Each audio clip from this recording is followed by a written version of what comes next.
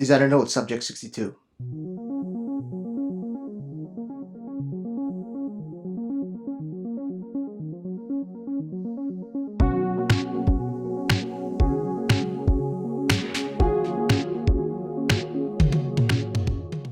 Out with the old and in with the new. We love new things. When someone gives us something new, whether it's an object or experience, we remember it well. It's pretty obvious now that our current generation appreciates things of the past, but dressed up with new materials and design.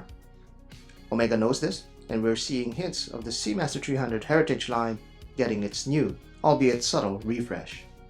Specifically, the Master Chronometer models.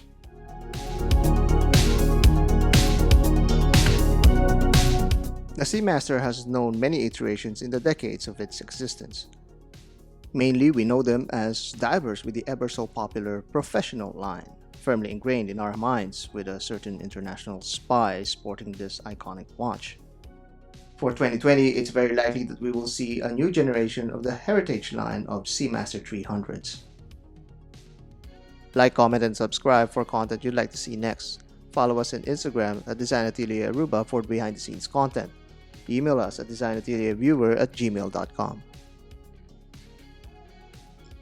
The dimensions will be pretty identical to the previous models, 41mm in case diameter, and it has still this vintage long lug horns that are still prominently emphasizing the vintage feel of the watch. Being the 300 line of Seamasters, these models will still offer 300 meters of water resistance.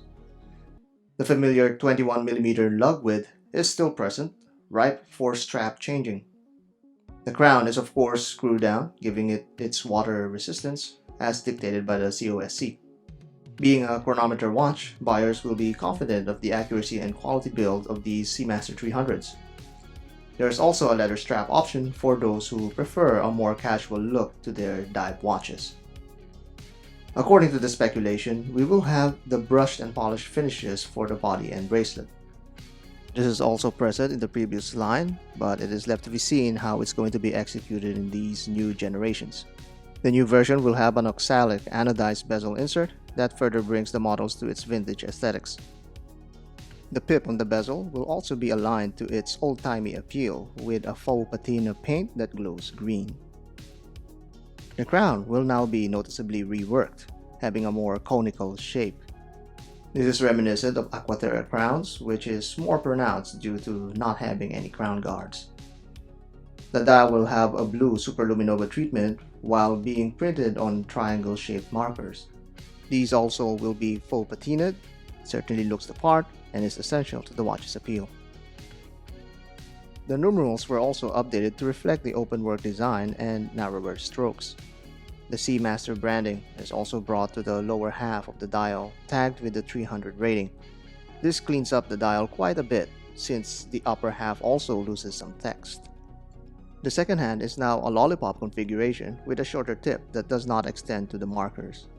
The second and hour hands are interestingly loomed in blue, while the minute hand's loom is matched to that of the bezel pip. This definitely is a reference to the diving functionality of the Seamasters.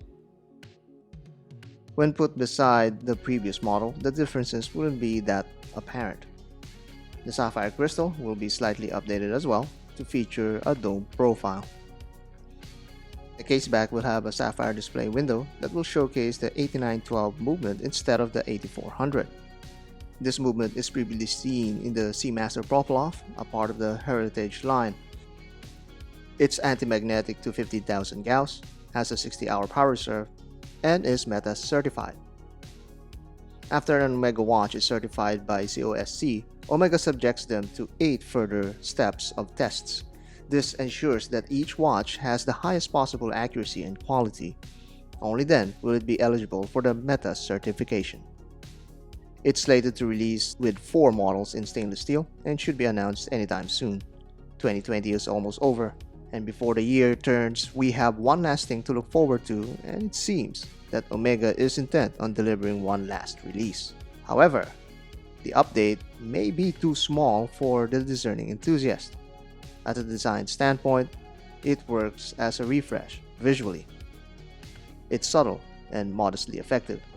It offers a different movement inside, which is seemingly an upgrade, and that is always a plus whenever you're refreshing a product. However, even the Submariners received tweaked proportions and features this year. The Omega Seamaster 300 doesn't seem to do enough, based on what's being reported. But out with the old and in with the new. Omega still hopes that enough of you likes new stuff too.